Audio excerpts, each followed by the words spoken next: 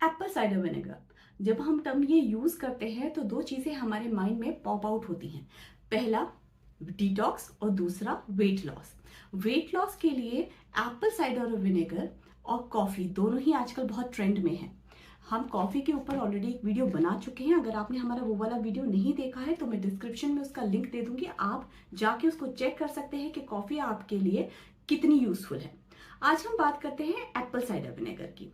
तो जब हम ये बात शुरू करते हैं कि एप्पल साइडर विनेगर क्या है, तो सबसे पहले क्वेश्चन हमारे माइंड में पॉप आउट होता है कि एप्पल साइडर विनेगर एक्चुअली में आया कहाँ से, ये कब से यूज हो रहा था और किन चीजों के लिए यूज हो रहा था। तो थोड़ी सी इसकी हिस्ट्री जान लेते हैं।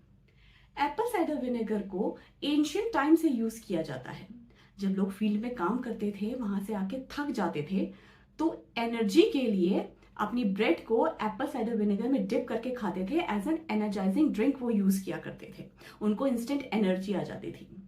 उसके बाद इजिप्शियन लोग इसको यूज करने लग गए फ्लाइज को दूर भगाने के लिए। अपने घर में जो इंसेक्ट्स होते थे उनको दूर भगाने के लिए, क्योंकि ये एक स्ट्रॉन्ग स्मेलिंग एजेंट है, तो इसलिए इसको साफ सफाई में वहां से यूज होने लग गए।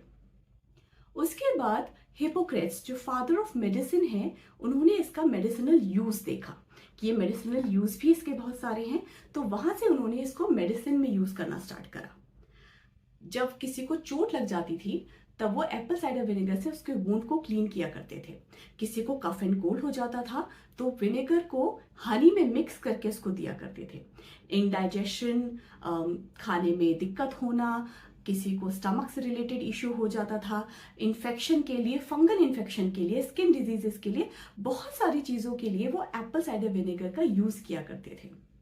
उसके बाद अफ्रीकन और चाइनीज लोग भी इसका इस्तेमाल किया करते थे, क्योंकि एप्पल साइडर विनेगर में बहुत सारे मिनरल्स और विटामिन भी होते हैं, तो वो एज अ सैलेड ड्रेसिंग इसको यूज किया करते थे for better absorption of food. तो वहां से एप्पल साइडर विनेगर का हमारे तरफ, हमारे खाने में यूज होने लग गया। अब ये बात जानना हमारे लिए जरूरी है कि जो एंशियंट टाइम में ये सारी चीजें हुआ करती थी, उस टाइम पे जो एप्पल साइडर विनेगर था वो काफी प्योर फॉर्म में था, क्योंकि वो लोग इसे घर में निकाला करते थे, तो उसकी प्योरिटी का उन्हें पता होता था। अब की तरह हम बाजार से लेके या फैक्ट्री से बना हुआ एप्पल साइडर विनेगर यूज नहीं करते उस टाइम पे। इस समय हम लोग मोस्टली बाहर से लेकर आते हैं, तो उसकी प्योरिटी का हमें अंदाजा नहीं होता। एप्पल साइडर विनेगर के यूजेस और साइड इफेक्ट जानने से पहले हम थोड़ा ये समझते हैं कि एप्पल साइडर विनेगर बनता कैसे है। एप्पल को यीस्ट के साथ मिलाकर कुछ दिनों के लिए एयर में रख दिया जाता है। यही यीस्ट एप्पल की शुगर को अल्कोहल में बदलती है। एप्पल साइडर विनेगर में एसिटिक एसिड आ जाता है। ये एसिड दो वीक एसिड में से माना जाता है, लेकिन इसकी एसिडिक प्रॉपर्टी फेयरली हाई होती है। एप्पल साइडर विनेगर में एसिटिक एसिड के अलावा others acid, traces of minerals and vitamin भी अवेलेबल होते हैं। आजकल मार्केट में दो टाइप का एप्पल साइडर विनेगर अवेलेबल है, एक अनफिल्टर्ड फॉर्म और एक फिल्टर्ड फॉर्म। जो अनफिल्टर्ड फॉर्म है वो ही हमारी बॉडी के लिए ज्यादा अच्छा माना जाता है, जिसमें पल्प अवेलेबल होता है। जो क्रिस्टल क्लियर फॉर्म है वो ज्यादा फिल्टर करने की वजह से अपने न्यूट्रिएंट्स, मिनरल्स खो देता है, तो वो ज्यादा बेनिफिशियल हमारी हेल्थ के लिए नहीं होता। आजकल एप्पल साइडर विनेगर बहुत सारी चीजों में यूज होता है, जैसे detox, weight loss, diabetes control करने के लिए, कोलेस्ट्रॉल लेवल कम करने के लिए। लेकिन ये सारी ही चीजें साइंटिफिकली प्रूवन नहीं है। कुछ टाइम पहले जापान में एक स्टडी हुआ था जिसमें एप्पल साइडर विनेगर को वेट लॉस के लिए इफेक्टिव माना गया है, लेकिन कितना परसेंट, अभी इस पे रिसर्च चल रहा है। एप्पल साइडर विनेगर को आप बहुत सारी चीजों के लिए यूज कर सकते हैं, लेकिन उससे पहले ये जाने कि एप्पल साइडर विनेगर को हमेशा पानी के साथ डाइल्यूट करके लें। अनडाइल्यूटेड फॉर्म में इसको नहीं लेना होता। अगर आप इसको एज अ डिटॉक्स या वेट लॉस के लिए यूज कर रहे हैं तो 1 गिलास पानी में 1 से 2 चम्मच डालें।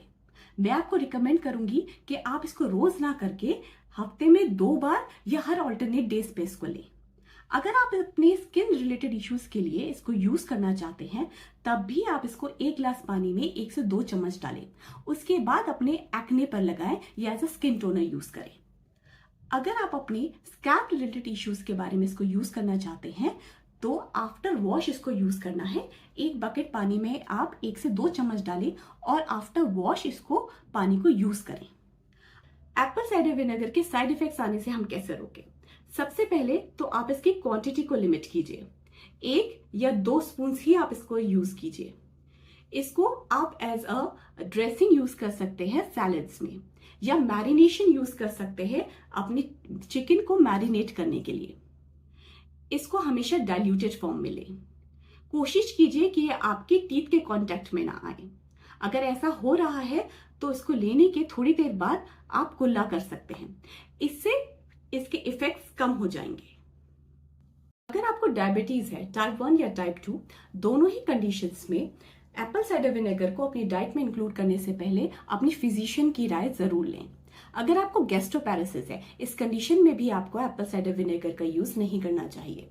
अगर आपको टीथ में सेंसिटिविटी रहती है तो एप्पल साइडर विनेगर का डायरेक्ट यूज आप ना करें। अगर आपको स्किन में कोई इन्फेक्शन रहता है तो direct application of Apple cider vinegar आपको नहीं करना। अगर आपको थ्रोट में कोई इन्फेक्शन है या थ्रोट से रिलेटेड कोई स्वेलिंग है, तब भी आपको एप्पल साइडर विनेगर का यूज लिमिटेड करना है।